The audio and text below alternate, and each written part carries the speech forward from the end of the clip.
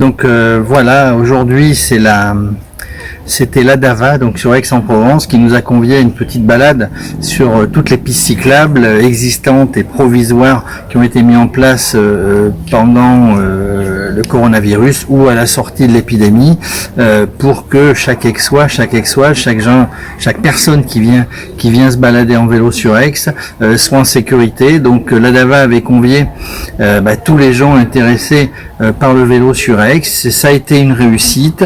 Voilà, petit couac, c'est que il y a une piste provisoire qui a été supprimée hier ou avant-hier, juste avant son inauguration. Dieu seul sait pourquoi, mais en tout cas c'était une belle journée de balade sur les pistes cyclables aixoises. Retour en image.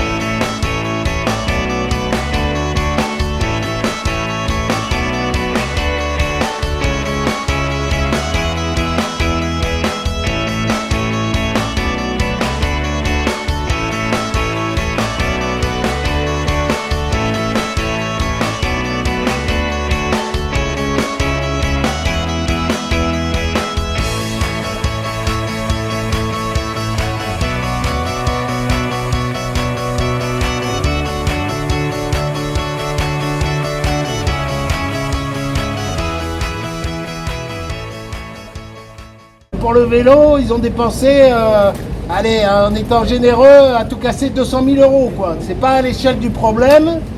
Et donc là, la décision de la maire de recul, c'est une reculade qui est lamentable, qui donne un extrêmement mauvais exemple aux autres villes de la métropole qui jusqu'à maintenant n'ont rien fait et qui se disent oh là là, mais si Aix recule, c'est peut-être pas la peine de se lancer dans de telles opérations.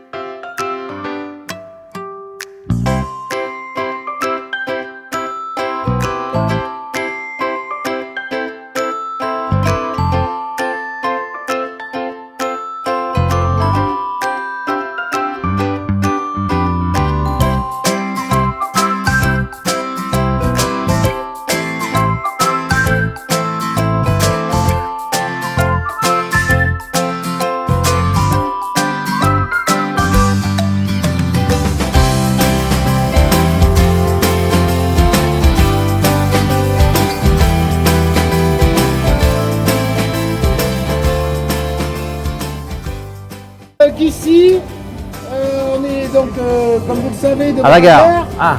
Et une politique vélo, normalement, ça doit permettre ce qu'on appelle l'intermodalité. Donc on doit pouvoir venir en vélo à la gare et garer son vélo et prendre le train. Ou éventuellement mettre le train dans le vélo. Alors ici, il y a effectivement un parking vélo, mais c'est un parking vélo, il faut être abonné.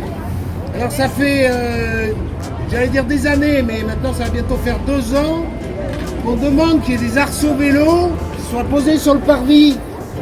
Et on n'y arrive pas, c'est compliqué parce que le parvis de la gare, il appartient à la SNCF. Le DHNS, c'est la métropole. Et quelque part, la ville a quand même son mot à dire. Alors tout le monde, a priori, est d'accord, mais il ne se passe rien. Et à chaque réunion qu'on a avec les représentants de la ville, on soulève le problème. On dit oui, on va s'occuper, mais c'est la SNCF qui bloque. Et la SNCF, on ne les voit jamais et on ne sait pas pourquoi ils bloquent de toute façon. Voilà, c'est juste pour vous montrer une des péripéties auxquelles on a affaire quand on essaye de développer la pratique du vélo. Ben, je vous propose maintenant qu'on termine le tour en prenant un petit peu le boulevard extérieur dont les couloirs bus sont enfin ouverts au vélo. On espère que Madame le maire va parvenir sur cette décision. Et puis on descendra par l'avenue de l'Opéra ou l'avenue Maréchal Joffre.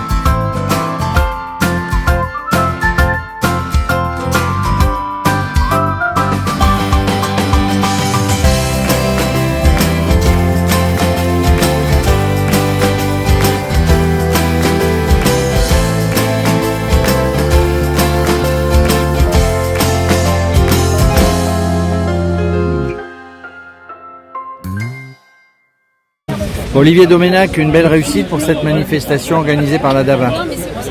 Oui, très belle réussite. On était 130 participants, beau score. Et c'était au début une manifestation de soutien aux mesures qu'avait pris la mairie pour les aménagements spéciaux, pour les vélos. Mais du coup, on a transformé ça en manifestation de protestation contre la suppression des aménagements spéciaux et pour le développement d'une vraie politique cyclable, parce qu'on a plus de 20 ans de retard et si ça continue, on va en avoir 30. Il est grand temps que ça cesse. Mais je crois que Madame Joissaint n'a pas le logiciel qu'il faut pour développer une politique cyclable, malheureusement. Alors une réussite, pas loin de 150 personnes. Oui, absolument. On a bien mobilisé et ça montre que les gens ont envie de faire du vélo et sont prêts à défendre le vélo. Et en cette période de crise sanitaire, c'est vraiment le moyen de déplacement idéal, quoi. Pas de pollution, pas de transmission de virus. C'est impeccable, quoi. Il fait beau, il faut vraiment développer le vélo, quoi. Et à vélo, tout est beau.